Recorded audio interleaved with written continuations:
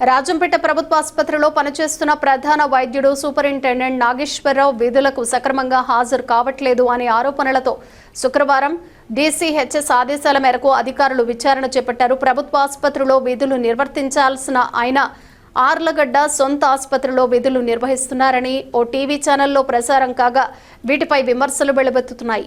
వీటిపై శుక్రవారం ప్రొద్దుటూరు జమ్మలమడుగు ఆసుపత్రుల సూపరింటెండెంట్లు ఆనంద్ అబ్బాయి, రఫీక్ బాషా విచారణ చేపట్టారు.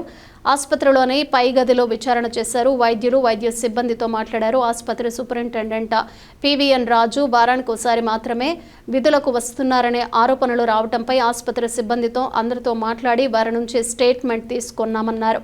ఈ సమాచారాన్ని వైద్యాధికారులకు నివేదిస్తామని ప్రొద్దుటూరు ఆసుపత్రి సూపరింటెండెంట్ ఆనంద్ బాబు తెలిపారు.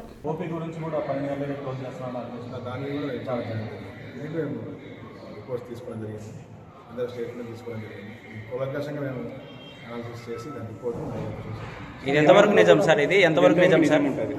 వీక్లీ వన్స్ వస్తున్నది ఎంతవరకు నిజం సార్? అది ఆరోపణలా లేక గతంలో కూడా మాకు తెలియదు. మా వరకు నా రిపోర్ట్ నేను సబ్మిట్ చేస్తాను. సీసీ కెమెరా ఫుటేజ్ తీసారా? అటెండెన్స్ కాకుండా సీసీ కెమెరా మాకు పంపించమని చెప్పారు. వస్తాయి సార్. సాంకేతిక నిపుణులతో వాళ్ళని ఎక్కడి నుంచైనా హాజరుపడే విధంగా చేస్తున్నారన్న ఆరోపణలు వస్తున్నాయి సార్.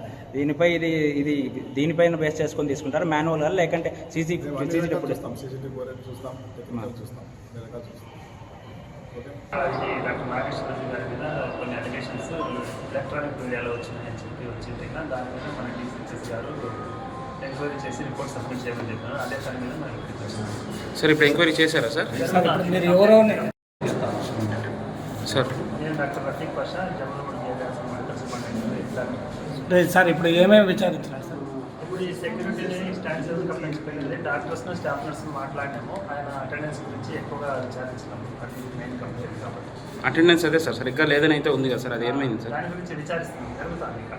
Okay sir.